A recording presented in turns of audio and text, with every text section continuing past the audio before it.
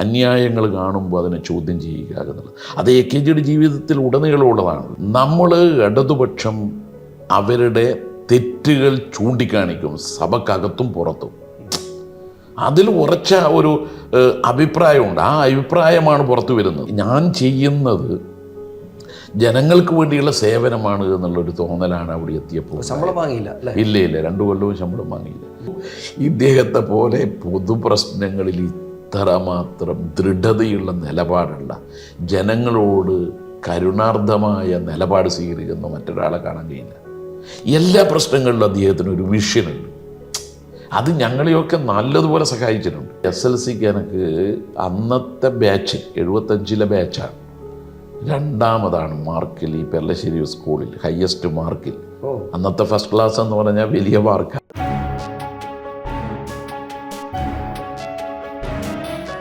പെരളശ്ശേരി എന്ന് വെച്ചാൽ AKG യുടെ ഒരു സ്ഥലമാണല്ലോ. AKG എന്നുള്ളത് ഇവിടുത്തെ ഒരു പ്രധാനപ്പെട്ട കഥാപാത്രവും എപ്പോഴും ആ കഥകൾ ഇങ്ങനെ മനുഷ്യർക്കിടയിൽ ചെയ്യുന്നതാണല്ലോ. അപ്പോൾ എപ്പോഴാണ് അദ്ദേഹത്തെ ആദ്യമായിട്ട് കണ്ടിട്ടുണ്ടാവുക? ഒരുപക്ഷെ കണ്ടത് ചെറിയ കുട്ടിയായിരിക്കുമ്പോഴാണ്. അച്ഛൻ അന്ന് കൊച്ചിയിൽ പാർട്ടിയുടെ സമ്മേളനത്തിന് കൂട്ടിപ്പോയത് പിന്നീട് ഞാൻ ഓർത്തെടുത്തിട്ടുണ്ട്. അപ്പോൾ ആ സമയത്ത് AKG EMS കൃഷ്ണപ്പള്ളിയില്ല, AKGയും EMSും സുന്ദരയും ഇതുപോലെയുള്ളവർ ആ വേദിയിലുണ്ട്. അപ്പോൾ ആ സമയത്ത് അവരെയൊക്കെ ദൂരെ നിന്ന് കണ്ടതേ ഉള്ളൂ. പിന്നീട് നേരിട്ട് കാണുന്ന ഒരു കാര്യം പറയുന്നത് ഈ സംഭവം അത് നമുക്ക് SLC കഴിഞ്ഞ ഉടനെയുള്ള ഒരു പ്രായസമയത്തായതുകൊണ്ട്, പഠിക്കുന്ന സമയത്തായതുകൊണ്ട് മനസ്സിലാണ്. അത് യഥാർത്ഥത്തിൽ തെറ്റുകൾ കാണുമ്പോൾ ചോദ്യം ചെയ്യാനുള്ള തൻ്റെ ഇടമൊക്കെ വരുന്നതിൽ ഇതുകൂടി എന്നെ സ്വാധീനിച്ചിട്ടുണ്ടാവും. അന്യായങ്ങൾ കാണുമ്പോൾ അതിനെ ചോദ്യം ചെയ്യുക എന്നുള്ളത് അത് AKGയുടെ ജീവിതത്തിൽ ഉടനീളമുള്ളതാണല്ലോ.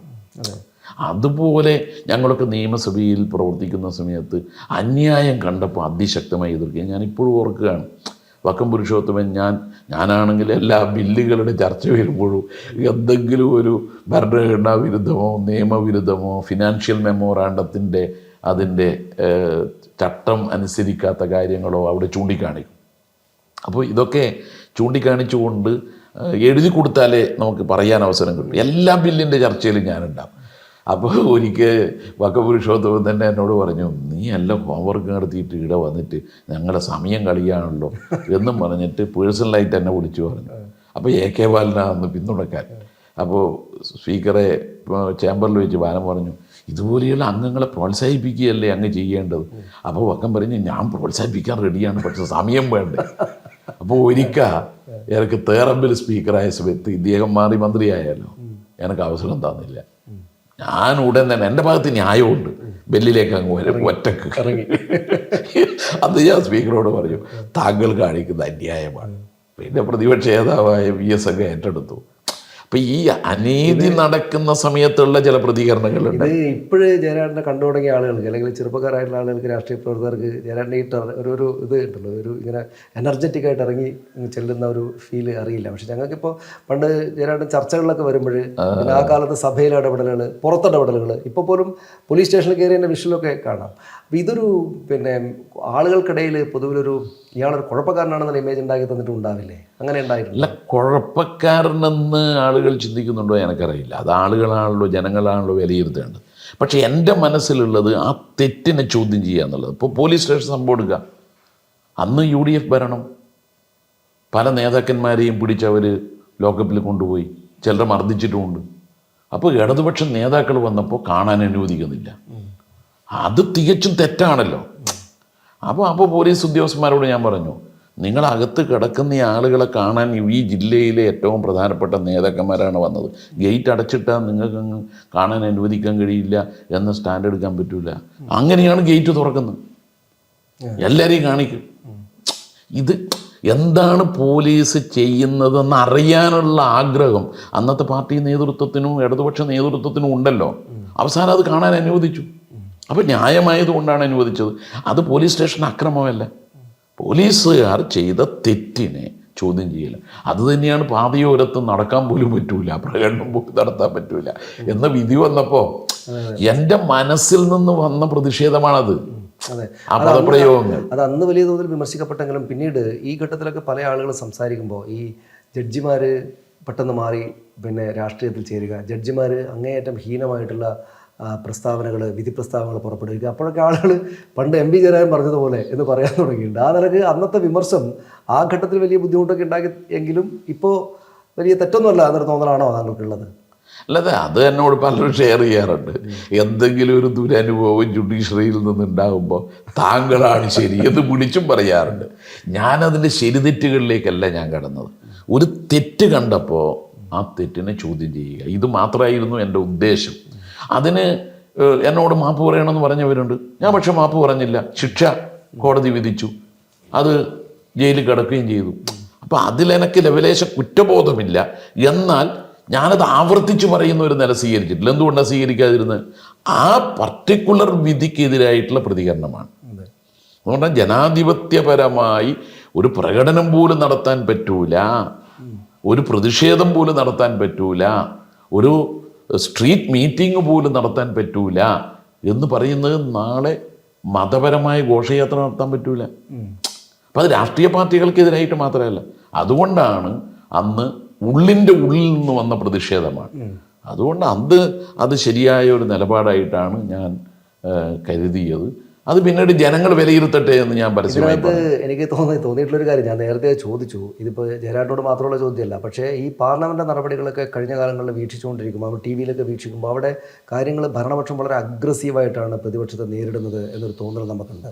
അതായത് 400 സീറ്റ് നേടും എന്ന് പറയുന്നു. സീറ്റിൻ്റെ എണ്ണം കൂടുകയും കയ്യിലുള്ള അധികാരത്തിൻ്റെ ശക്തി കൂടുകയൊക്കെ ചെയ്യുമ്പോൾ മറ്റുള്ളവരെ വളരെ മോശമായിട്ടും ഫിസിക്കലി തന്നെ നേരിടുന്നതിൽ യാതൊരു മടിയില്ലാത്ത ഒരു കൂട്ടരാണ്. അപ്പോൾ ജയരാജൻ ഇപ്പോൾ ഈ അനീതി കണ്ടാൽ ഉടനെ പൊട്ടിത്തെറിച്ച് അങ്ങോട്ടേക്ക് ഇറങ്ങി ചെന്നാൽ അവർ വളരെ മോശമായിട്ടായിരിക്കും നേരിടുക. ആ ഒരു ഭയപ്പാട് നമ്മൾ ഇടതുപക്ഷം അവരുടെ തെറ്റുകൾ ചൂണ്ടിക്കാണിക്കും, സഭക്കകത്തും പുറത്തും. അതിൽ ഉറച്ച ഒരു അഭിപ്രായമുണ്ട്. ആ അഭിപ്രായമാണ് പുറത്തു വരുന്നത്. കാരണം BJP എന്ന് പറയുന്ന രാഷ്ട്രീയ പാർട്ടി ജനങ്ങളുടെ മേക്കിട്ട് കയറുകയാണ്. പെട്രോളിന് 50 ഉറുപ്പിക ആക്കുമെന്ന് പറഞ്ഞിട്ടല്ലേ അധികാരത്തിൽ വന്ന് 100 കടന്നില്ലേ? 2 ഉറുപ്പിക കുറച്ചതൊക്കെ തെരഞ്ഞെടുപ്പ് സ്റ്റണ്ടാണ്. അപ്പം ഇതുപോലെയുള്ള ജനങ്ങളെ മേക്കിട്ട് കയറുന്നവർ ഏത് പൊതുമേഖലയായി ഇപ്പം നിലവിൽ കേന്ദ്ര സർക്കാർ നിലനിൽക്കുന്നത്? നമ്മുടെ സംസ്ഥാനത്തെ 2 കേന്ദ്ര പൊതുമേഖലാ സ്ഥാപനങ്ങൾ കേന്ദ്രം വിറ്റപ്പോൾ സംസ്ഥാന സർക്കാർ ലേലത്തിൽ പങ്കെടുത്ത് നടത്തുകയല്ലേ ചെയ്തത്. അപ്പം അതുകൊണ്ട് ഇതുപോലെയുള്ള നയങ്ങളെയും വർഗീയ അജണ്ടയെയും നഖശികാന്തം നമ്മുടെ ജീവൻ ഉള്ളിടത്തോളം കാലം അവിടെ എതിർക്കും. മറ്റൊരു പ്രധാനപ്പെട്ട കാര്യം, ഈ മുഖ്യമന്ത്രി പിണറായി വിജയൻ്റെ പ്രൈവറ്റ് സെക്രട്ടറി എന്നുള്ള പദവിയിലിരുന്നാണ്. ഒരുപക്ഷെ താങ്കളുടെ സ്റ്റാറ്റസിലുള്ളൊരു CPM നേതാവ് നേരത്തെ ഇരുന്നിട്ടില്ലാത്തൊരു പോസ്റ്റാണത്. ആ കാലത്തെ അനുഭവങ്ങൾ വലിയ തോതിൽ ഒരു പൊതുപ്രവർത്തന നിലക്ക് നമ്മളെ കാര്യങ്ങൾ എൻട്രി ചെയ്തിട്ടുണ്ടോ? എന്തൊക്കെയാണ് അവിടെ ഇത് ചെയ്യാൻ പറ്റിയത്? അവിടെ 2 കൊല്ലാണ് ഞാൻ ഉണ്ടായത്. 2017 മുതൽ 2019 വരെ.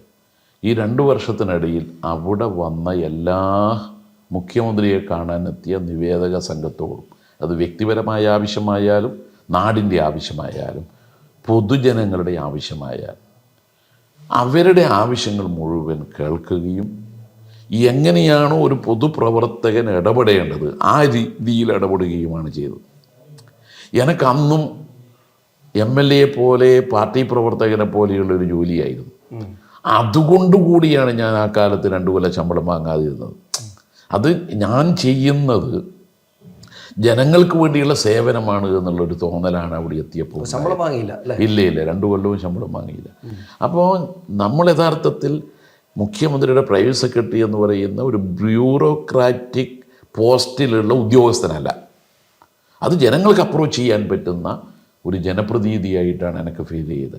അത് മുഖ്യമന്ത്രിയെ സംബന്ധിച്ചിടത്തോളം മുഖ്യമന്ത്രിയുടെ ശ്രദ്ധയിൽപ്പെടുത്തേണ്ട കാര്യങ്ങൾ, മുഖ്യമന്ത്രിയോട് പറയേണ്ട കാര്യങ്ങൾ അതത് ദിവസം പറഞ്ഞു. മുഖ്യമന്ത്രിയാണെങ്കിൽ പുറത്ത് പലരും അദ്ദേഹത്തെ പറ്റിയിട്ടൊക്കെ മോശം അഭിപ്രായം പറയുന്നുണ്ടെങ്കിൽ എൻ്റെ സ്വന്തം അനുഭവം ഇദ്ദേഹത്തെ പോലെ പൊതുപ്രശ്നങ്ങളിൽ ഇത്രമാത്രം ദൃഢതയുള്ള നിലപാടുള്ള, ജനങ്ങളോട് കരുണാർദ്ദമായ നിലപാട് സ്വീകരിക്കുന്ന മറ്റൊരാളെ കാണാൻ കഴിയില്ല. എല്ലാ പ്രശ്നങ്ങളിലും അദ്ദേഹത്തിന് ഒരു വിഷനുണ്ട്. അത് ഞങ്ങളെയൊക്കെ നല്ലതുപോലെ സഹായിച്ചിട്ടുണ്ട്. ചിലത് ഒരു സംശയരൂപത്തിൽ ഞങ്ങളങ്ങ് അവതരിപ്പിക്കും, ഇന്നതല്ലേ നല്ലത്, പതിയെ മറുപടി പറയും. അതല്ല, ഇത് ജനങ്ങളെ ബാധിക്കുന്നത് എങ്ങനെയാണ് എന്നാണ് നമ്മൾ നോക്കേണ്ടത് ഓരോ സെക്ഷനിലും. അതുകൊണ്ട് ആ 2 വർഷക്കാലം എന്ന് പറഞ്ഞാൽ എനിക്കൊരു ഉദ്യോഗസ്ഥനായിട്ടല്ല തോന്നിയത്, മറ്റൊരു സേവകനായിട്ടാണ് തോന്നിയത്. അതിൽ വളരെ സംതൃപ്തിയാണ്.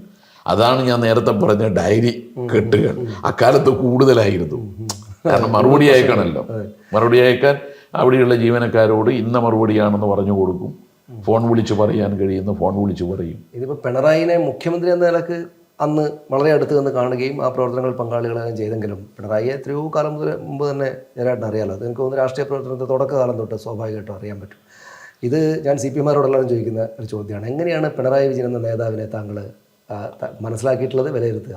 അല്ല, ഇതുപോലെ രാഷ്ട്രീയ നയങ്ങളിലും സാമൂഹ്യ പ്രശ്നങ്ങളിലും ജനങ്ങളോട് പ്രതിബദ്ധതയുള്ള മറ്റൊരു നേതാവ് എൻ്റെ ജീവിതത്തിൽ നേരിട്ട് ഞാൻ കണ്ടിട്ടില്ല.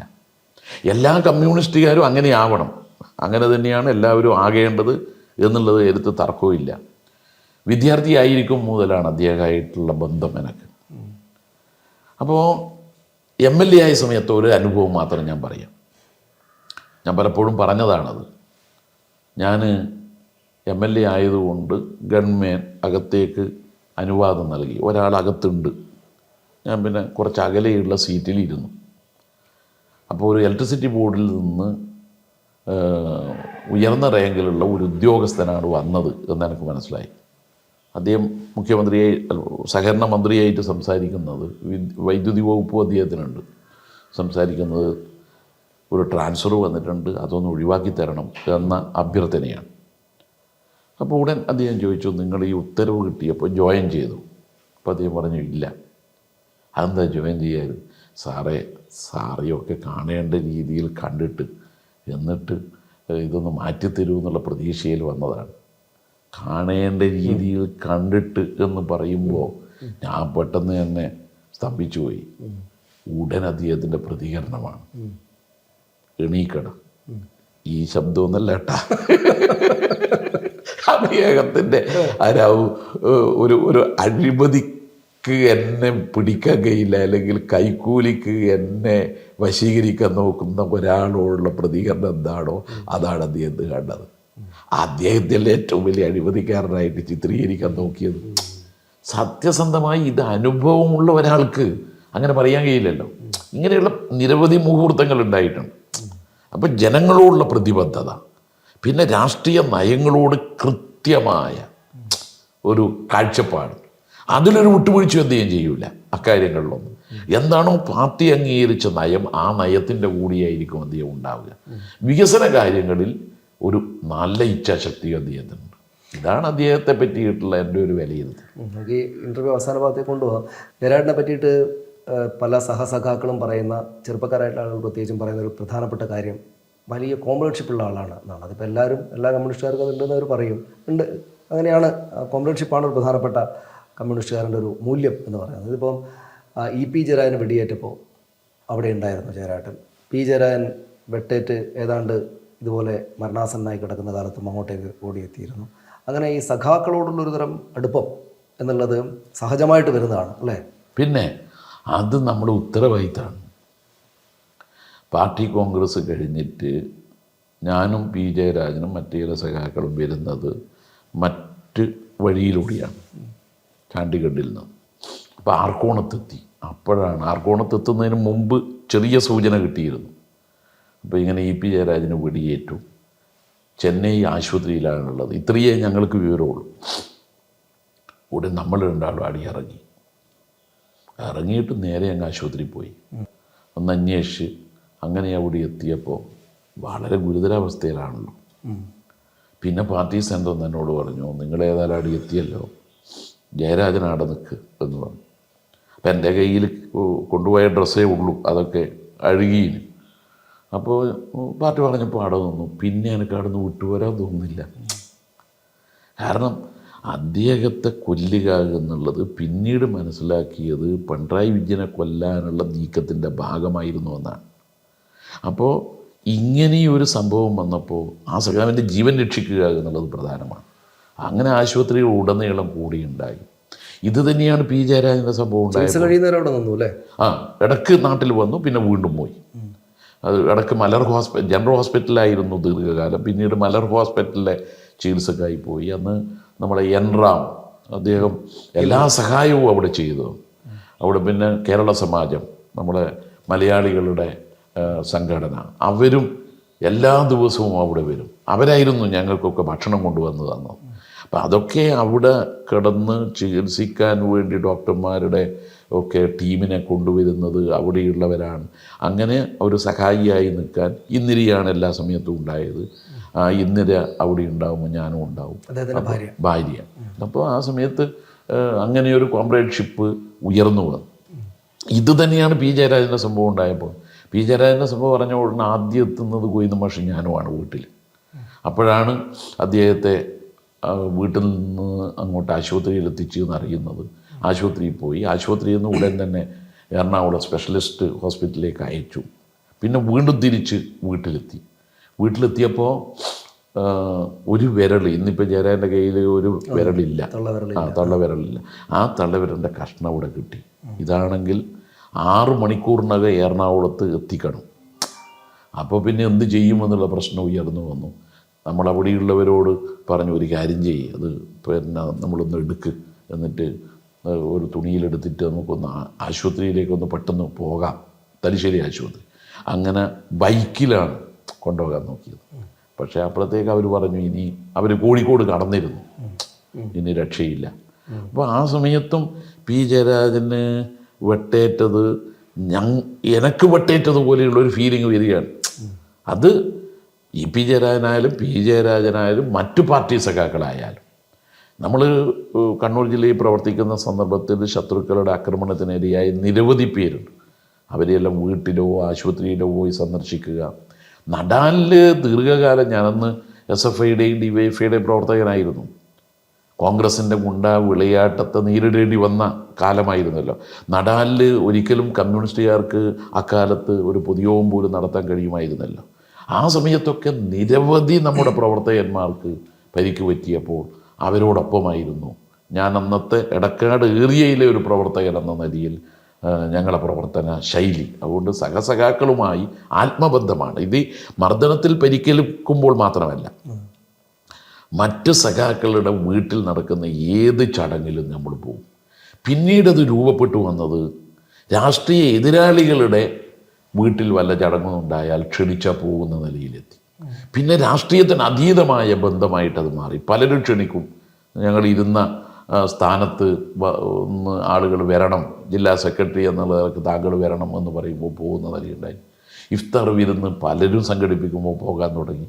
പിന്നെ മതസംഘടനകൾ സംഘടിപ്പിക്കുന്ന ചില പരിപാടികളുണ്ട്, അതിലും പോകാൻ തുടങ്ങി. അങ്ങനെ ഒരു സൗഹൃദം പാർട്ടി സഖാക്കളോടൊപ്പം ഉള്ളതുപോലെ തന്നെ ജനങ്ങളോടൊപ്പവും ഉണ്ടാകുന്ന നിലയുണ്ടായിട്ടുണ്ട്. ആ സൗഹൃദം കണ്ണൂർ ജില്ലയിൽ എൻ്റെ രാഷ്ട്രീയ പ്രവർത്തന അനുഭവത്തിൽ കൂടുകയാണ് ചെയ്തത്. ഈ 3 ജയരാജന്മാരില്ലേ കണ്ണൂരിലെ, ഇ പി ജയരാജനും പി ജയരാജനും ഈ മരണത്തോളം എത്തിയിട്ട് തിരിച്ചു വന്ന ആൾക്കാരാണ്. അവർ പക്ഷേ അക്രമ സംഭവങ്ങളുടെ ഭാഗമായിട്ടാണ് അങ്ങനെ പോയി വന്നതെങ്കിൽ എം പി ജയരാജൻ കോവിഡ് കാലത്ത് പത്രക്കാർക്കിടയിലൊക്കെ ഒരു വർത്തമാനം മൂപ്പർക്ക് വളരെ സീരിയസ് ആണ്, ഗുരുതരമാണ് കാര്യങ്ങൾ എന്നായിരുന്നു. അങ്ങനെ തന്നെയായിരുന്നു തോന്നുന്നു അല്ലേ? വളരെ വലിയ രൂക്ഷമായി വന്ന് അങ്ങേ അറ്റത്ത് തിരിച്ചു വന്നതാണെന്ന് തോന്നുന്നു അല്ലേ കോവിഡിൽ? എനിക്ക് കുറേ ദിവസം ബോധം പോലും ഉണ്ടായിരുന്നില്ല. 3 മാസത്തോളം ആശുപത്രിയിലായിരുന്നു. ആശുപത്രിയിൽ നിന്ന് ഡോക്ടർമാർ ഡിസ്ചാർജ് ചെയ്യുന്നതിന് തൊട്ട് മുമ്പ് എന്നോട് പറഞ്ഞത്, നിങ്ങളുടെ ഇച്ഛാശക്തിയാണ് നിങ്ങളെ തിരിച്ച് ജീവിതത്തിലെത്തിച്ചത്. അപ്പോൾ അന്ന് യഥാർത്ഥത്തിൽ അവർ പല കാര്യങ്ങളും എന്നോട് ചോദിക്കുമ്പോൾ അൺകോൺഷ്യസായ മൈൻഡിൽ നിന്ന് ഞാൻ പ്രതികരിക്കും. അപ്പോൾ അതവർ പ്രത്യേകമായി ശ്രദ്ധിച്ചു. അതുകൊണ്ടുകൂടിയാണ് ഞങ്ങളുടെ ചികിത്സയും മെഡിസിനും ഒപ്പം നിങ്ങളുടെ ഇച്ഛാശക്തിയും കൊണ്ടാണ് നിങ്ങൾ ജീവിതത്തിലേക്ക് തിരിച്ചു വന്നത്. ഡിസ്ചാർജ് ചെയ്ത് വീട്ടിലെത്തി. വീട്ടിൽ നിന്നാണെങ്കിൽ എഴുന്നേറ്റ് നിൽക്കണമെങ്കിൽ ഒരാളെ സഹായം വേണം. അപ്പോൾ ആ സമയത്താണ് മുഖ്യമന്ത്രി വിളിക്കുന്നത്. മുഖ്യമന്ത്രി വിളിച്ചത് ഭാര്യ എൻ്റെ ഫോണിലാണ്. ഭാര്യയോട് പറഞ്ഞു, ഫോണ് ജയരാജന് കൊടുക്കണ്ട, നീ സ്പീക്കറിലിട്ട് എന്ന് പറഞ്ഞു. അങ്ങനെ ഭാര്യ സ്പീക്കറിലിട്ട് കേൾപ്പിച്ചു. എന്നോട് പറഞ്ഞു, ജയരാജൻ കേൾക്കാനാണ് ഇനി ഞാൻ പറയുന്നത്, ബാക്കിയെല്ലാം ഭാര്യയോട് പറഞ്ഞിട്ടുണ്ട്. ഒരു കാല് അപ്പുറത്തുണ്ടായത് തിരിച്ചിങ്ങോട്ട് എടുത്തതാണ്, അത് ഓർമ്മയിൽ വേണം. ഇപ്പോൾ ഡോക്ടർമാർ പറയുന്നത് മുഴുവൻ അനുസരിക്കണം, ഇപ്പോൾ ഒന്നും ഇറങ്ങണ്ട, ഫോണ് പൂർണ്ണമായി ഒഴിവാക്കണം എന്ന് പറഞ്ഞപ്പോഴാണ് എനിക്ക് അതിൻ്റെ അന്നവിടെ കഴിയുമ്പോൾ അത്രത്തോളം ഒന്നും മനസ്സിലായില്ല. പിന്നെ ഒരു കാലെടുത്ത് വെച്ചിരിക്കുകയായിരുന്നു. അതാണ് പറഞ്ഞതിൻ്റെ അർത്ഥം. പിന്നെ എനിക്ക് മനസ്സിലായി, പിന്നെ ഈടുന്നും അനുഭവപ്പെടുന്നുണ്ടല്ലോ, നടക്കാൻ വേണമെങ്കിൽ ഒരാളെ സഹായം വേണം. ഭാര്യയുടെ കൈ പിടിച്ച് വീട്ടിൻ്റെ അകത്ത് നടന്നു തുടങ്ങി, പിന്നെ പുറത്ത് വീട് ചുറ്റി. ഇതെല്ലാം കോവിഡ് കാലത്ത് എൻ്റെ മരണത്തോടടുത്തതാണെന്നുള്ള തോന്നൽ പിന്നീട് എനിക്കുണ്ടായി. പിന്നീടാണ് മനസ്സിലാക്കുന്നത് അന്ന് നമ്മുടെ സഖാക്കൾ സഹിച്ച ത്യാഗം. ഒരു മരുന്ന് കൊണ്ടുവരണം. വിനോദം എന്ന് പറയുന്ന കോഴിക്കോടുള്ള ഒരു ടാക്സി ഡ്രൈവർ ഇവിടെ ഇല്ല. ജെയിംസ് മാത്യു കോഴിക്കോട് DC-യിൽ പറഞ്ഞ് അവിടെ ഉണ്ടോ എന്ന് നോക്കാൻ പറഞ്ഞു. അവിടെ ഉണ്ടെന്ന് കണ്ടെത്തി. പക്ഷെ അത് ആ നിശ്ചിത സമയത്തെത്തിക്കണം. അപ്പോൾ ആ ഡ്രൈവറും ഞാനും തമ്മിലുള്ള ബന്ധം എന്ന് പറഞ്ഞാൽ കോഴിക്കോട് നിന്ന് ആ ജില്ലയിലെ പരിപാടികൾക്കോ മലപ്പുറം ജില്ലയിലെ പരിപാടികൾക്കോ ഈ വിനോദനെയാണ് കോഴിക്കോട് DC-ക്കാർ ഏർപ്പാട് ചെയ്തു തരിക. അപ്പോൾ പിന്നെ വിനോദനെ നേരിട്ട് വിളിക്കാനായി. അപ്പോൾ പരിപാടി എന്തോ വന്നാൽ വിനോദിനോട് പറയുകയും ചെയ്യും. അങ്ങനെയുള്ളൊരു ബന്ധമുള്ള വിനോദ് ഇതറിഞ്ഞപ്പോൾ 1.25 മണിക്കൂർ കൊണ്ട് പരിഹാരത്തെത്തി.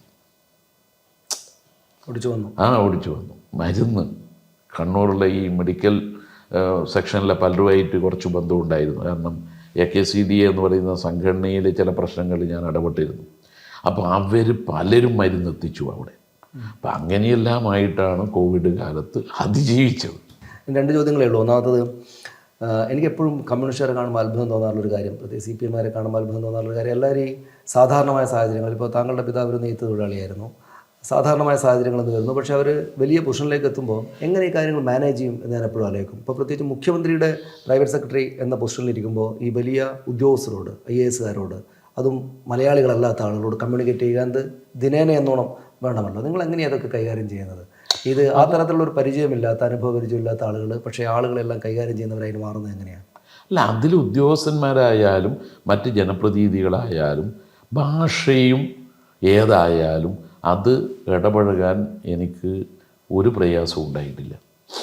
അതിനുള്ള സംഗതി ഇത്തരം കാര്യങ്ങളിൽ ഒരു നിലപാട് വേണമല്ലോ. ഇപ്പം മുഖ്യമന്ത്രിയുടെ ഓഫീസിലിരിക്കുമ്പോൾ മുഖ്യമന്ത്രിയുമായി ഡിസ്കസ് ചെയ്തിട്ടാണ് നിലപാടിലെത്തുക. ആ നിലപാട് ഉദ്യോഗസ്ഥന്മാരുമായി ചർച്ച ചെയ്യുമ്പോൾ ഒരു പ്രയാസം ഉണ്ടാവാറില്ല.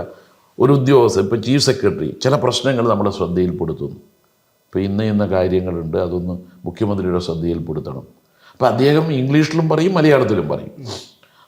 ചീഫ് സെക്രട്ടറിയായി ഇരുന്നയാൾ മലയാളിയുമുണ്ട്, ഉത്തരേന്ത്യയിൽ നിന്ന് വന്നവരും ഉണ്ടായിരുന്നു എൻ്റെ കാലത്ത്. അപ്പോൾ അവരെല്ലാമായിട്ട് ഈ വിവരങ്ങൾ മനസ്സിലാക്കി കഴിഞ്ഞാൽ ചിലപ്പോൾ ചില നോട്ട് അവർ അയച്ചു തരും. അത് മുഖ്യമന്ത്രിയുടെ ശ്രദ്ധയിൽപ്പെടുത്തുമ്പോൾ കിട്ടുന്ന പൊതു ഫീഡ്ബാക്ക് എന്താണോ അത് അവരുമായിട്ട് കൈമാറി ഒരു പൊതു അന്തരീക്ഷം ഉണ്ടാക്കുകയും നല്ല സഹകരണമായിരുന്നു. ഉദ്യോഗസ്ഥന്മാരോട് നമ്മൾ ഡീല് ചെയ്യുന്നത് എങ്ങനെയാണ് എന്നുള്ളതാണ്. നമുക്ക് കറപ്ഷനില്ല. അതുകൊണ്ട് തന്നെ അവരേതുദ്യോഗസ്ഥനായാലും, പ്രത്യേകിച്ച് പോലീസ് ഉദ്യോഗസ്ഥന്മാർ, അവർ ന്യായമായി പ്രവർത്തിക്കണമെന്ന കാഴ്ചപ്പാടേ നമുക്കുള്ളൂ. അന്യായമായി വല്ലതും അവർക്ക് വരുമ്പോൾ നമ്മളത് പറയും കർശനമായിട്ട്. അത് നമുക്ക് യോജിക്കാൻ പറ്റുന്നതല്ല. അതുകൊണ്ട് ഇടതുപക്ഷ ഗവൺമെൻറ്റിൻ്റെ കാലത്ത് അവിടെ പ്രവർത്തിക്കുമ്പോൾ ഏതുദ്യോഗസ്ഥനെയും നമ്മൾ തെറ്റായ ഒരു കാര്യവും അവരോട് പറയൂല. അതുകൂടിയുണ്ട്, അതവർക്കറിയാം. ഇത് ഇപ്പോൾ കലക്ടറിയല്ല എത്ര തവണ നമ്മൾ ബന്ധപ്പെടാറുണ്ട്. ഒരു തെറ്റായ കാര്യവും പിന്നെ വ്യക്തിപരമായ ഒരൊറ്റ കാര്യവും പറയൂല. എൻ്റെ 2 മക്കളും പഠിച്ചിട്ട് അവരുടെ തന്നെ സ്വപ്രയത്നത്താൽ ക്യാമ്പസിൽ നിന്നുള്ള ഇൻ്റർവ്യൂയിലൂടെ എൻജിനീയർമാരായി. എനിക്ക് അവരുടെ ജോലി കാര്യത്തിൽ ആരോട് ശുപാർശ ചെയ്യേണ്ടി വന്നിട്ടില്ല. ഭാര്യയാണെങ്കിൽ വിവാഹത്തിന് മുമ്പ് തന്നെ അന്നത്തെ ജില്ലാ ബാങ്കിൽ ജോലിയുണ്ട്. അപ്പോൾ എന്നെ സംബന്ധിച്ചിടത്തോളം കുടുംബത്തിൽ ഒരാൾക്ക് ഇന്നത് ചെയ്തു തരണമെന്ന് പറഞ്ഞിട്ട് ഒരു ഉദ്യോഗസ്ഥനോടും പറയേണ്ടി വന്നിട്ടില്ല. അങ്ങനെ ഒരു അനുഭവവും ഇല്ല. അതുകൊണ്ട് നമുക്ക് സ്ട്രെയിറ്റായി കാര്യങ്ങൾ പറയാം. ഇതാണ് ഉദ്യോഗസ്ഥന്മാരെ ഡീൽ ചെയ്യുമ്പോൾ ഉള്ള ഒരനുഭവം. പിന്നെ അവസാനത്തെ ചോദ്യം, ജയരാട്ടന് ഈ ചെറുപ്പകാലം തൊട്ട് SFI വഴിയൊക്കെ ഇങ്ങനെ പോയതുകൊണ്ട് സ്കൂളൊന്നും നല്ല ആൾക്ക് പഠിച്ചിട്ടൊന്നും ഉണ്ടാവില്ല എന്ന് ആൾക്കാരെ വിചാരിക്കാം. പക്ഷെ ഞാൻ കഴിഞ്ഞ ദിവസം കേട്ടത് മാത്സിലൊക്കെ വലിയ മാർക്ക് മേടിക്കുന്ന കുട്ടിയായിരുന്നു എന്നാണ്. ആണോ? അല്ല, അതിലിപ്പോൾ SLCക്ക് എനിക്ക് അന്നത്തെ ബാച്ച് 75-ലെ ബാച്ചാണ്. 2ാമതാണ് മാർക്കിൽ ഈ പെർലശ്ശേരി സ്കൂളിൽ ഹയസ്റ്റ് മാർക്കിൽ. അന്നത്തെ ഫസ്റ്റ് ക്ലാസ് എന്ന് പറഞ്ഞാൽ വലിയ മാർക്കാണ്. 1ാമതായ ആൾ ഒരു ഡോക്ടറായി. പിന്നെ നമ്മളൊരു IAS-കാരനായ PK സുധീർ ബാബു ഉണ്ട്. അപ്പോൾ നമ്മൾ 2ആളുമാണ് അടുത്തടുത്ത്. അപ്പോൾ 2ാമത്തെ മാർക്കിലേക്ക് എത്തി സ്കൂളിൽ അന്നത്തെ. പിന്നീട് ഡിഗ്രിക്ക് പഠിക്കുമ്പോൾ നിർമ്മലി കോളേജിലെ BSc മാത്സിൽ ആദ്യത്തെ 1-2 വർഷങ്ങൾ 100% മാർക്കായിരുന്നു. ശരി. മാത്സിലും അതെ, സ്റ്റാറ്റിസ്റ്റിക്സിലും അതെ. മാത്സൊക്കെ ഞങ്ങൾക്ക് വലിയ ബുദ്ധിമുട്ടുണ്ട്. മാത്സാണ് ഞാൻ പ്രീ ഡിഗ്രി മുതൽ എടുത്തത്, ഫസ്റ്റ് ഗ്രൂപ്പാണ് എടുത്തത്. അത് മാത്സിനോടൊരു താല്പര്യം തോന്നിയിട്ട് എടുത്തതാണ്. അന്ന് മാത്സ് കിട്ടിയതും ഈ പറയുന്ന ഫസ്റ്റ് ക്ലാസ് SLCക്ക് കിട്ടിയത് കൊണ്ടാണ്. അപ്പോൾ അങ്ങനെ പഠിപ്പിൽ ഞാൻ ശ്രദ്ധിക്കാറുണ്ട് എങ്ങനെ പ്രയാസപ്പെട്ടാൽ. LLB എഴുതുമ്പോൾ രസകരമാണ്. ഇന്ന് അദ്ദേഹം ഇല്ല, ലോ അക്കാഡമി ലോ കോളേജിൻ്റെ പ്രിൻസിപ്പളും ഡയറക്ടറും ഒക്കെ ആയിരുന്ന ഡോക്ടർ നാരായണൻ നായർ, കോളിയക്കോട് കൃഷ്ണനായരുടെ സഹോദരൻ. അതെ അതെ. ക്ലാസ്സിലധികം പോകാൻ കഴിഞ്ഞിരുന്നില്ല അന്നത്തെ SFI പ്രവർത്തനം കൊണ്ട്.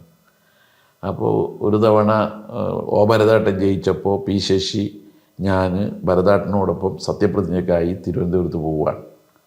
അപ്പോൾ അവിടെ എത്തിയപ്പോഴാണ് ഭരതേട്ടൻ പറഞ്ഞത്, ഇനി ജയരാജ് പരീക്ഷ എഴുതാം. നമ്മൾ ഉപേക്ഷിച്ചതാണ് LLB എന്നുള്ള സ്വപ്നം. അപ്പോൾ പിന്നീട് ഭരതേട്ടൻ ഇങ്ങനെ പറഞ്ഞതിന് ശേഷം തീരുമാനമായി, പാർട്ടിയിൽ നിന്ന് ലീവും തന്നു. അപ്പോൾ അവിടെ തിരുവനന്തപുരത്ത് കമ്പൈൻ സ്റ്റഡിക്ക് സംവിധാനമാക്കി. ആദ്യം ഭരതേട്ടൻ്റെ മുറിയിലായിരുന്നു, പിന്നീട് മുട്ടത്തൊരു ഒരു റൂമിൽ കമ്പൈൻ സ്റ്റഡിയാക്കി. അപ്പോൾ അങ്ങനെയുള്ള ഒരു ഘട്ടത്തിൽ പരീക്ഷ എഴുതാൻ അനുവാദം കിട്ടണമല്ലോ, അറ്റൻഡൻസ് ഇല്ല. അപ്പോൾ ഡോക്ടർ നാരായണൻ നായരുടെ അടുത്ത് ഞാൻ കാണാൻ പോയി. ഞാൻ അദ്ദേഹത്തോട് പറഞ്ഞു, എനിക്ക് പരീക്ഷ എഴുതണമെന്നുണ്ട്. താനൊന്നും പരീക്ഷ എഴുതൂല, താനൊന്നും ജയിക്കുകയില്ല, ഇവിടെയൊന്നും കൃത്യമായി വരാതെ എന്ത് പരീക്ഷ എഴുതാൻ. ഞാൻ അദ്ദേഹത്തെ തുറന്നു പറഞ്ഞു, എനിക്ക് മറച്ചു വെക്കാനൊന്നുമില്ല. അച്ഛൻ്റെ കാലും മുറിച്ച്. അച്ഛനാണ് നമ്മുടെ കുടുംബത്തിലുള്ള വരുമാന മാർഗം. അച്ഛനിപ്പം ജോലിക്കൊന്നും പോകാൻ കഴിയുന്നില്ല. അദ്ദേഹം ഒരു കച്ചവടം ഉണ്ടായിരുന്നു, കച്ചവടം അവസാനിപ്പിച്ചു. പിന്നെ ഈ ലാൻഡ് ട്രിബ്യൂണൽ കേസുകൾ നടത്തലാണ്. ഈ ആധാരമൊക്കെ പട്ടയത്തിന് വേണ്ടിയിട്ട് കൊടുക്കുന്ന സമയത്ത് അത് കേസുകൾ നടത്തലാണ് അദ്ദേഹം. അപ്പം അധികം പോകാൻ കഴിയുന്നില്ല, വടിയെടുത്ത് പോകണം. എനിക്ക് ജയിച്ചേ പറ്റൂ, നിങ്ങളിപ്പോൾ അനുവദിച്ചാൽ ഞാൻ പരീക്ഷ എഴുതി ജയിക്കും, ഇല്ല ഞാൻ തിരിച്ചു പോകും. ജയിച്ചാൽ എനിക്കൊരു ജോലിയാവും. ജോലിക്ക് പോകാനാണെന്ന് വെറുതെയല്ല.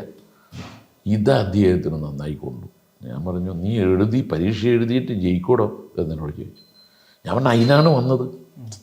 പിന്നെ ഇദ്ദേഹത്തിന് കൊടുത്ത ഉറപ്പ്, ഇവിടെ പാർട്ടിയിൽ നിന്ന് ലീവ് എടുത്ത് പോയത്, ഒറ്റ ഇരിപ്പിലും 24 വിഷയവും പഠിച്ചിട്ട് പരീക്ഷ എഴുതി പാസ്സായി, ഒറ്റ സ്ട്രെച്ചിലാണ്.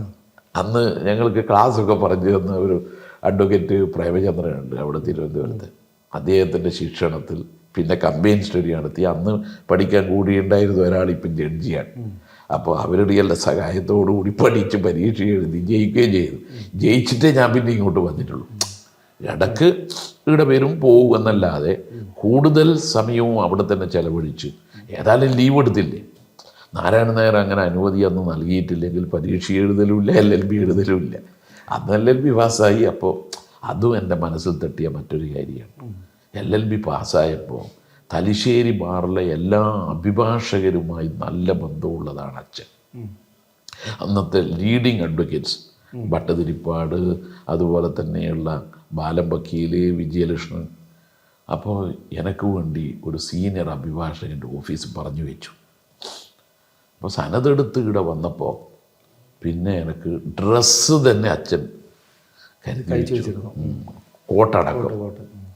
അപ്പോൾ അതൊക്കെ എടുത്തപ്പോൾ എനിക്ക് പോകാതിരിക്കാൻ കഴിയാണ്ടായി. കുറച്ചു കാലം വിജയലക്ഷ്മി വക്കീലിൻ്റെ അവിടെ പോയി.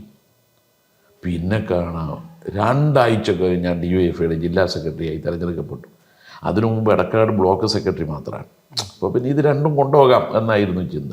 ജില്ലാ സെക്രട്ടറിയായ അവിടെ പോകാൻ അങ്ങനെ അങ്ങനെ വക്കീലെന്നുള്ള മോഹം പൊളിഞ്ഞു. അപൂർവം ചില വക്കാലത്തുകൾ അക്കാലത്ത് ഒപ്പിട്ടു, ഫുൾ ടൈമറായി. അന്ന് ടി ഗോവിന്ദനായിരുന്നു ജില്ലാ സെക്രട്ടറി. അപ്പോൾ അതിനെ തുടർന്ന് വക്കീലായി പ്രാക്ടീസ് ചെയ്യാൻ കഴിഞ്ഞില്ല. എന്നാൽ ഭരതേട്ടൻ്റെ ഇലക്ഷൻ കേസ് വന്നപ്പോൾ ഞാൻ ഈ ഡ്രസ്സ് എടുത്തിട്ട് ഇന്ത്യ ഹൈക്കോടതിയിൽ പോയത്. ദാമോദരം വക്കീലിൻ്റെ കൂടി അങ്ങ് ഇരിക്കും, എല്ലാ കാര്യങ്ങളും വക്കീൽ തന്നെ ചെയ്യും എന്നൊരു സഹായിയെ പോലെ അന്ന് അവിടെ ഉണ്ടായി. അതും എനിക്കൊരു അനുഭവമായിരുന്നു. അച്ഛനാ ഡ്രസ്സടക്കം കരുതി നമ്മൾ പ്രതീക്ഷിക്കുന്നില്ല. അതൊക്കെ മനസ്സിൽ തട്ടിയൊരു കാര്യം. എന്നിട്ട് ഞാൻ തീരുമാനം എടുത്തതാണ്, ഇനി രാഷ്ട്രീയത്തിൽ അധികം പോകണ്ട, കുടുംബവും നോക്കണം. പക്ഷേ DYFI ജില്ലാ സെക്രട്ടറി ആയ പിന്നെ എന്ത് ചെയ്യാനാ? അങ്ങനെയാണ് നമ്മൾ മുഴുവൻ സമയ രാഷ്ട്രീയത്തിലേക്ക് വരുന്നത്. അപ്പോൾ പഠിപ്പിലും ശ്രദ്ധിക്കാറുണ്ടായിരുന്നു. അന്ന് പഠിക്കുന്ന സമയത്താണ് ബാഡ്മിൻ്റൺ കളിയോട് കമ്പം വന്നത്. ഈ ഗ്രൗണ്ടിൽ നിന്നാണ് കളിക്കുക. സ്കൂളിൽ പിന്നെ RCML സ്കൂളിൻ്റെ ഗ്രൗണ്ടിൽ പോകും. അവിടെ കുറേ അതെ അവിടെ കുറേയേറെ കൂട്ടുകാരുണ്ടായിരുന്നു. അങ്ങനെ 2 ഘട്ടത്തിൽ സ്റ്റേറ്റ് ചാമ്പ്യൻഷിപ്പിലും യൂണിവേഴ്സിറ്റി ചാമ്പ്യൻഷിപ്പിലും സമ്മാനം നേടാൻ കഴിയും. എൻ്റെ കൂടെ അന്ന് കളിക്കാനുണ്ടായിരുന്ന സുധാകരൻ ഒരു ബാങ്ക് ജീവനക്കാരനായിട്ട് റിട്ടയർ ചെയ്തതാണ്. അപ്പോൾ അദ്ദേഹം അക്കാര്യങ്ങളൊക്കെ പറഞ്ഞു. അന്നത്തെ ഒരു ചെറിയ ഫോട്ടോ അദ്ദേഹം അയച്ചു തന്നു എനിക്ക് വാട്സപ്പിൽ.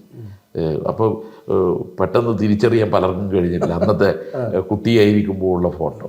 സ്റ്റേറ്റ് ചാമ്പ്യൻഷിപ്പ് ചങ്ങനാശ്ശേരി വെച്ചായിരുന്നു. അതിൽ നമ്മുടെ കണ്ണൂർ ജില്ലാ ടീം ജയിച്ചു. യൂണിവേഴ്സിറ്റിയിൽ പോയപ്പോൾ SM കോളേജിലായിരുന്നു ഞാൻ ഉണ്ടായിരുന്നത്. SM കോളേജിനെ പ്രതിനിധീകരിച്ച് അവിടെയും നമുക്ക് സമ്മാനം കിട്ടി. പിന്നെ ബാഡ്മിൻ്റൺ അസോസിയേഷൻ്റെ പ്രസിഡൻ്റായി ദീർഘകാലം. അതൊക്കെ ഉണ്ടായിരുന്നു. അതൊക്കെ ഇപ്പോൾ ഒരു കാലം. ഇപ്പം അതൊന്നും ഇല്ല. അപ്പോൾ ഏത് മേഖലയിലേക്ക് പോയിരുന്നെങ്കിലും ജയരാട്ടൻ അവിടെ സ്വന്തം സ്ഥാനം വെച്ചതന്നെ. അതൊരു എന്ന് പറഞ്ഞാൽ എത്തിയ സ്ഥലത്ത് നമ്മളൊരു നീതിപൂർവമായി കാര്യങ്ങൾ ചെയ്യുക, ഇതൊരു ശീലമാണ്. അപ്പോൾ വളരെ നന്ദി. ഈ പാസ്സായതുപോലെ തന്നെ ഈ ഇലക്ഷനും പാസ്സാവട്ടെ. Thank you.